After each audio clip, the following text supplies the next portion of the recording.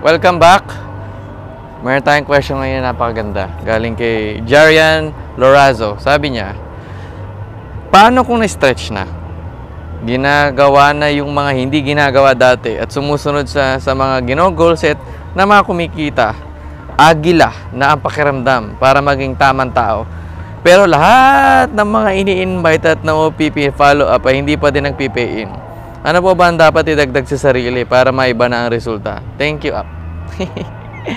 Okay, na-experience ko na ito. Alam mo yung sinabi sa'yo na ataw ka daw, tapos ginagawa mo na lahat.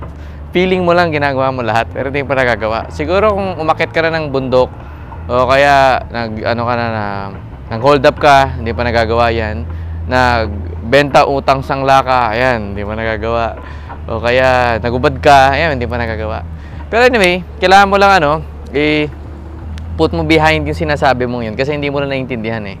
Nung time ko na naramdaman ko yan, na feeling ko na parang walang ginawa ko na lang tapos wala pa rin nangyayari. Relax ka lang, di ba? Kasi kailangan mo talaga mahirapan para kayo yumaman eh. Ngayon, ang ma-advise ko lang kapag para sa'yo na nahihirapan, tandaan mo lang lagi na ang mga tiyaga may nilaga. At the same time, hindi mo pa kasi nahanap yung agila mo eh. And nagiging impatient ka lang talaga.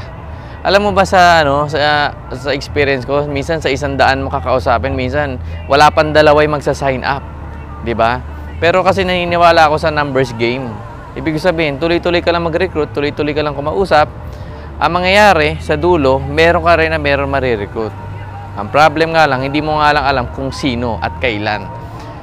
Ngayon, para ma-neutralize yung ganong klaseng feeling, na feeling mo nagawa mo na lahat pero wala pa rin nangyayari. Sa experience ko nung kaya lang naman ako na nakakaramdam nun. Kasi una, wala ako enough money dati. So pag wala ka enough money, talagang nakakasira ng bait yun. Tapos sumataw ka, tapos nakikita ng mga kaibigan mo na wala pa rin nangyayari sa'yo. Isa yun, napre-pressure ka. Kailangan mo lang talagang wag mong pansinin mga yun, di ba? Mag-focus ka lang doon. Kung familiar ka kay KFC, kay Colonel Sanders, 65 na yata daw siya rin eh. Naisipan niya maggawin yung restaurant niya. Tapos, marami siya kinausap para mag-invest sa kanya.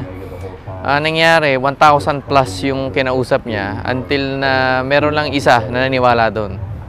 Sa 1,000 isa lang, no? Sa baguhan kasi, kala nila kumausap sila ng 5, 10, 20, 50, feeling na nila ginawa na nila lahat. Hindi pa din. Until na hindi ka umaabot dun sa siguro at least 500 to 1,000 na kinausap. Doon ka lang merong siguro karapatan magreklamo. Pero kapag kinakausap mo pa lang, yung mga nakikita mo sa cellphone mo o mga kilala mo na high school, college, which is ako rin, ganun nangyari sa akin na kinausap ko mga high school friends ko, college friends, wala nag-sign up eh. Pero kung napaabot mo mga kinausap mo at least 500 to 1,000, dyan pwede ka naman reklamo na ginawa mo na lahat, di ba? Pero hindi pa nagagawa lahat. Kasi kung nagawa mo lahat, mayaman ka na eh. Okay? Just make sure lahat ng ginagawa mo maayos, maganda, wala ka natatapakan, di ba? Kung tatapakan ka naman lupa, di ba? Wag tao, ganun. So, yun lang. I know maraming natutunan dito, i-apply mo siya. So, this is Marco Malyari, Beyond Networking. Bye-bye!